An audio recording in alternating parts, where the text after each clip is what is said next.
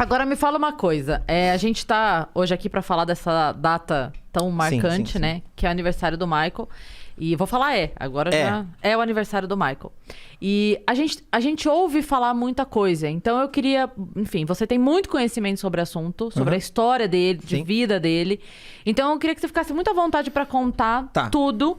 E a gente pode entrar também nos assuntos polêmicos, porque eu acho muito legal o conhecimento que você tem. Eu sempre vejo, quando você posta no Twitter, eu sempre vejo... tipo, você pega a sentença, aí você destrincha a sentença. Você lê o processo. Você vê o nome do cara, e a lei tal, e o juiz tal, que falou tal coisa. Fala, meu Deus, essa pessoa não dorme. E então, até nessa parte eu acho legal. E até pra explicar pra galera, porque às vezes a pessoa fica nessa de... eu gosto do artista, mas a vida dele é controversa. Então a gente pode explicar tudo o que você já sabe sobre isso. Eu acho que existe uma discussão que é recente, que é muito válida, que é o lance de quando um artista que a gente admira faz uma coisa que a gente desaprova, até que ponto a gente abre mão da obra daquele artista. Esse tipo de discussão eu acho válida. Mas eu acho que em alguns casos, como é o caso do Michael, existiu uma situação que... De injustiça, né? De injustiça, que não se sustentou e que acabou, né? Saiu um documentário, vamos parar de tocar o cara aqui, tocar aqui, tocar aqui. As pessoas vão ouvir Michael pro resto da história. Essa galera migrou pro streaming. E resultado é que o Michael no topo do o nono chart. artista mais tocado no último ano entre os vivos. Tipo, o público vai ouvir Michael. Eles querem ouvir Michael. Sim. Isso começou a ficar mais forte recentemente por conta do documentário que teve, né? Foi isso? Foi. Com aquele lá da Oprah lá? Isso.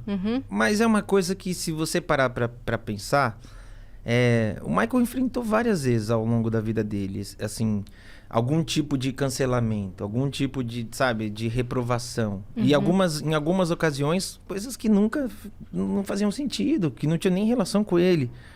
Porque o Michael é um artista que ele vem... Há quem diga que a indústria da fofoca ganha força por conta do Michael. Porque se você pegar artistas dos anos 70, 60, você tinha lá, tipo, a grande lenda de que Marilyn Monroe morreu. Ela foi assassinada ou ela se matou? Sabe, tipo, mataram ou ela se matou? Acabou. Aí o Elvis não morreu, ele está escondido. Então tinham esses tabloides e tal. No caso do Michael, a história... Ele ainda era muito novo quando começaram as histórias e um monte de especulações e tudo mais. Então, sempre que saiu uma especulação, uma parcela do público desaprovava e outra entendia que aquilo podia ser só para vender. Então, o lance do documentário, ele meio que é o pior ponto, porque é um assunto muito sério. O cara não tá mais aqui. Com declarações muito sérias. E de um assunto que é tipo... Eu acho muito bizarro como alguém chega e fala, vou fazer um documentário. Fala, pronto. E vende como uma verdade, sabe? Porque não tem um depoimento de alguém do FBI. E o FBI, isso é um documento também que é público. O Michael foi investigado por 20 núcleos diferentes do FBI por 10 anos. Sim. Com quebra de sigilo de telefone, bancário, virtual. Ele teve HD... computador, tudo investigado. Entraram em Neverland e reviraram todos os... O Michael tinha um acervo, ele tinha um cinema, então ele tinha um acervo de vídeo que foi... Demoraram muitos anos investigando e a conclusão é de que não há traços do crime. Não há nada que ligue o indivíduo Michael aos crimes que acusaram. Porque uma coisa que as pessoas precisam entender é que, assim, independente dele ter feito um acordo no primeiro caso e até o ponto que ele foi julgado no segundo, nenhum desses momentos, se fosse encontrado um vestígio, o Michael seria processado e ele seria levado... E se fosse comprovado, ele seria preso. Uma coisa não apagava a outra. Sim. Mas aí o documentário foi vendido dessa forma, como uma verdade absoluta. E quando você começa a contestar e ver algumas coisas no documentário, você fala, poxa... Não tem fundamento, né? E não é nem só questão de não ter fundamento. Eu penso que O meu questionamento principal, que foi uma parada que eu questionei lá quando a gente foi fazer a divulgação e a galera nas rádios e na TV mesmo, porque o pessoal, às vezes, é um tema, não tem como fugir. E eu falava, cara, o mundo inteiro inveja. O mundo inteiro fala que o FBI é o serviço de inteligência mais incrível do mundo. Sim. Que o sistema judiciário americano é infalível. Que vocês... Aí eu peguei e falei, cara, então... Me explica, porque o cara hoje, com 40 e tantos anos, fala que foi abusado. Mas esse mesmo cara, então, enganou promotor, investigador do FBI, psicólogo, juiz. Ele enganou todo mundo quando ele tinha 9. Porque ele defendeu o Michael. Aí, com 20 e poucos, ele engana todo mundo de novo porque ele defendeu o Michael. Então, agora ele tá falando a verdade? Então, vocês têm um problema muito sério. Porque se vocês conseguem ser enganados por uma criança de 9 anos e enganado pelo mesmo cara com 20 e poucos, para agora ele falar a verdade... Tem alguma coisa muito E a galera, errada. quando você falava isso? Puta, é incrível, porque eu sempre falo pra Priscila, eles param o assunto ali na hora. E eu nunca sei como desenvolver o assunto depois, porque eles nunca... eles não viam. Eles paravam e ficavam... Não dá um pano pra você desenvolver. Oh, damn, man. E aí Tela azul. Aí eu ficava... E eu fico meio tipo, ok. Porque eu não sei qual é o próximo passo da discussão. Porque isso é uma coisa que eu penso muito. E eu acredito muito nisso. E assim, independente dessa questão, porque como eu sempre falo, se alguém chegar e falar, olha, fui vítima disso, ela tem que ser ouvida com cuidado e com respeito. Então, quando rolou o documentário, eu falei, eu vou ter que ver esse negócio. Eu vou ter que ver e eu vou ter que tentar deixar minha mente o mais zerada possível pra eu assistir. Pra ser imparcial. Então, quando eu assisti, eu fiquei muito mal. Porque eu absorvi aquelas informações, mas ao mesmo tempo eu ficava, não pode ser verdade, mas... Eu também não posso descredibilizar de cara uma informação porque eu gosto do cara. Então eu recebi, fiquei mal, assim, e fui começar a destrinchar aquele negócio. E aí o que eu sempre digo, assim... Isso ao redor do mundo, tem um monte de lugar. Inclusive, tiveram países que compraram um documentário e depois não passaram porque acharam que foi vendido como um documentário, mas não é bem um documentário. Porque tem uma narrativa muito... são 4 horas, que nem eu tava falando na rádio, pô, são 4 horas, e aí eles ficam mostrando o Michael ensaiando, cantando. Aonde isso, sabe, de que forma isso colabora pra contar uma história de uma maneira, sabe? Então é nítido que eles têm uma narrativa que conecta a gente com aquele Michael que todo mundo conhece e gosta, e aí depois tenta quebrar, e aí é tudo muito fake a forma que é feito. Porque tem informações que depois eles tiveram que assumir que estavam erradas. Informações que tiveram que desmentir a galera, ou que eram controversas. Que honestamente também nem fui eu que fui atrás. Porque obviamente uma galera foi atrás. Sim. Então assim, o primeiro deles é que assim, um dos depoimentos, o depoimento mais forte de um dos caras no documentário teria sido dado eles teriam ido para um hotel, que era um lugar neutro, e o cara deu essa declaração e tudo mais. E aí contestaram e falaram, escuta, essa declaração ela foi dada em mesas diferentes. Não foi dado. Como? Não foi dado, porque embora ele esteja com a mesma roupa, o cenário esteja igual, tudo igual, pela janela percebe-se que a grama do hotel cresceu. E aí o diretor precisou falar que realmente ele precisou colher a declaração em 2 dias. Então qual é nessa... 2 dias com uma distância longa, né, querido? Meses. Caramba, cresceu a grama? De meses. Foram coisas de 4 meses. Por que você precisa colher a declaração 2 vezes? E por que você precisa fingir que essa declaração é a mesma? Por que não coloca as datas? Porque assim, por exemplo, vou dar um exemplo aqui bobo, mas no documentário do Sandy Júnior, eles falam o tempo todo em cenários diferentes, com roupas diferentes. Ela tá na casa, ela tá no estúdio, ela tá no jardim, ela tá não sei aonde. E ela continua contando a história. Porque a história ninguém tá tentando é a mesma. mentir. Então ali, por quê? Porque tem toda uma questão da luz e da forma, e a forma que o cara pega e fala que, olha, pela primeira vez eu vou contar isso. Então tem toda uma questão de como é construído. E aí, vai ter gente aí que vai falar, mas isso não tira a possibilidade, isso não tira o valor do depoimento. Na minha opinião, tira. Porque se você assistir qualquer documentário sobre Jeffrey... esqueci agora o sobrenome dele. Enfim, Harvey Weinstein, que é o maior caso de assédio da história de Hollywood. Harvey Weinstein, o Jeffrey Epstein, o R. Kelly, Bill Cosby. Se você vê qualquer documentário sobre esses caras, 10 minutos que você vê a vítima falando, você dá uma pausa, te embrulha o estômago. Eu não sei explicar. O negócio é muito diferente. Então, quando você já tem que criar um contexto que não se sustenta e você tem que assumir que está errado, eu já questiono. Tem uma questão que o rapaz fala que o abuso aconteceu numa parte de uma propriedade de Neverland, que a partir daquele ponto ele nunca mais pisou em Neverland, só que aquele lugar que ele conta não existia na data Neverland, que ele diz que... Porque ele fala que aconteceu o abuso na estação de trem. O Michael tinha? Não. O Michael ainda está em Neverland, né? Você está sabendo coisas, Rodrigo. Ele te perguntou isso quando? Não. É que assim, Por onde? Neverland tem uma estação de trem que é uma réplica da estação de trem da Disney.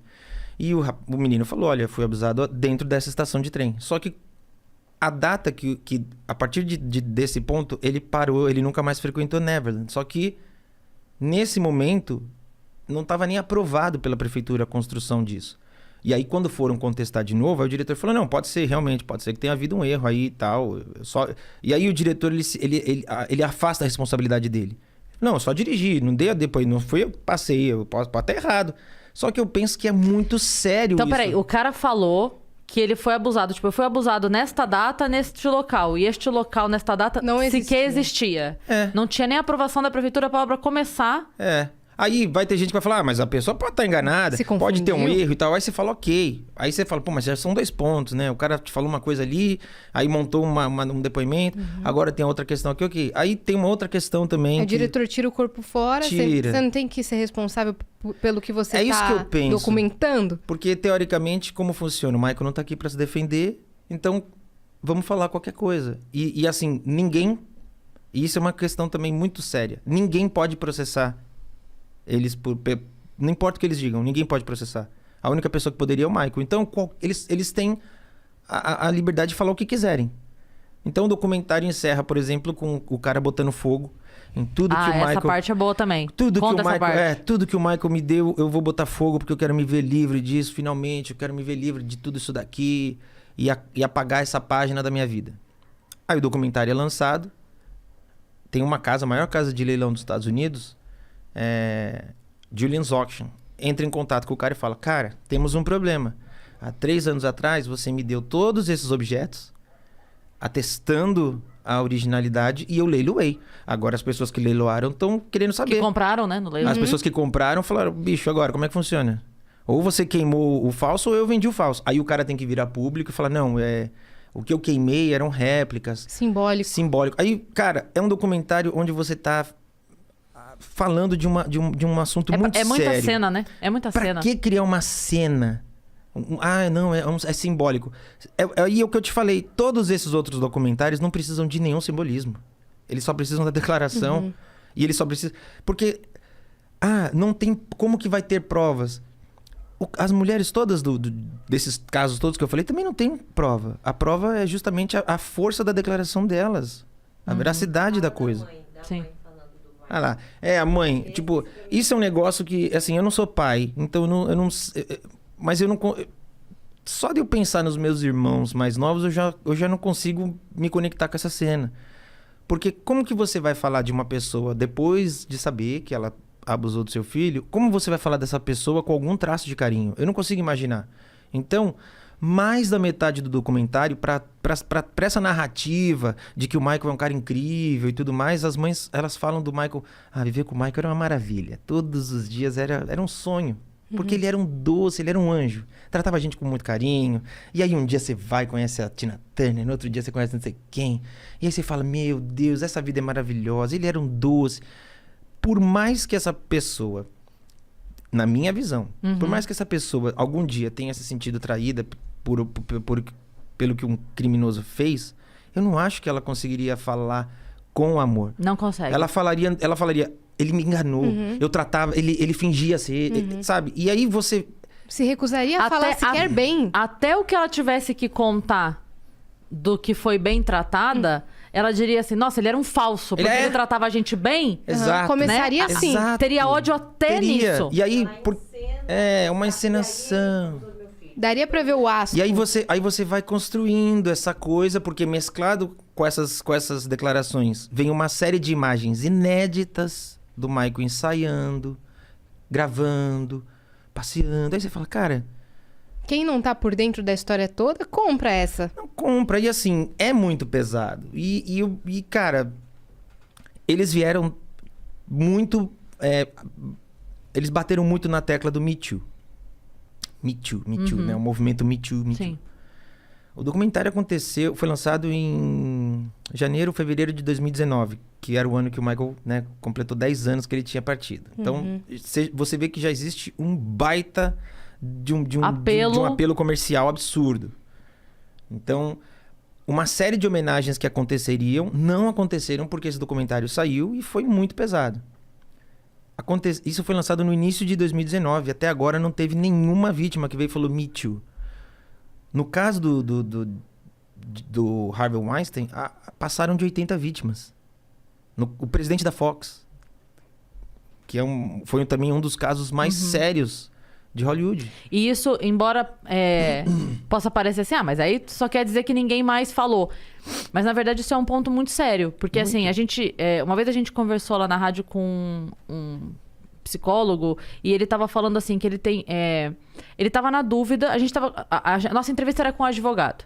E um psicólogo mandou uma mensagem falando assim que ele tem muito medo das consultas, porque ele fica sozinho com a pessoa na sala e que ele já pensou em botar uma câmera para ele ter a defesa, né? De se ele fosse acusado de alguma coisa, mas que o conselho de psicologia não autoriza a câmera, porque, enfim, né? E aí a dúvida pro advogado era essa. E aí o advogado falou que a própria conduta dele é a maior prova que ele tem. Porque ele falava assim, não tem um caso de pedofilia que seja um. Não tem um caso de assédio que seja um. Não tem. Ele fala assim, a primeira coisa, quando recebe uma denúncia de assédio, a primeira coisa que a investigação faz pega o caderninho de clientes dele e destrincha. Exato. Pega a agenda do celular dele, destrincha. É a primeira coisa que se faz. E lá você já vai achar mais 5, mais 10, mais 15 pessoas que vão ter... a mesma... padrão. É o padrão. Então ele falou, as suas outras clientes, as outras pacientes, porque dependendo da abordagem da psicologia, chama de um jeito, né?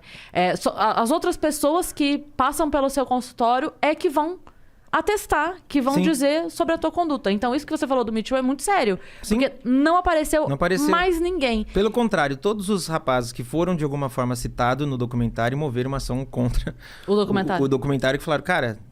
Me tira daí. Não só não queria participar, como não concordo, não colaboro com essa narrativa. Então, assim, é muito maluco, porque na internet vai ter gente que vai falar que não acredita, vão ter análises maravilhosas de onde há fumaça há fogo.